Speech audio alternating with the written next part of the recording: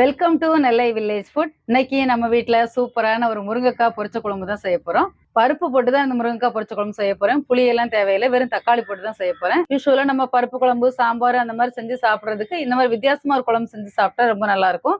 வாங்க இன்னைக்கு முருங்கைக்காய் பொரிச்ச குழம்பு எப்படி செய்யறதுன்னு பார்க்கலாம். குழம்பு செய்யறதுக்கு தேவையான பொருட்கள் என்னன்னு பார்க்கலாம். 1 டம்ளர் துவரம் பருப்பு எடுத்து கழுவி வச்சிருக்கிறேன். இதை இப்போ குக்கரில் போட்டு வேக வச்சிடலாம். பருப்பு குக்கரில் போட்டுடலாம். இப்போ பருப்பு மூழ்கிற அளவுக்கு தண்ணி சேர்த்துக்கலாம். ஒரு 2 டம்ளர் தண்ணி ஊற்றிக்கலாம். இப்போ குக்கர் அடுப்பில் வச்சிடலாம். கொஞ்சமாக மஞ்சள் தூள் சேர்த்துக்கலாம். பருப்பு வேக வைக்கும்போது ஒரு 1/2 ஸ்பூன் மஞ்சள் தூள் போடுறேன். அவ்வளோதான். இப்போ குக்கர் மூடி விசில் போட்டுடலாம்.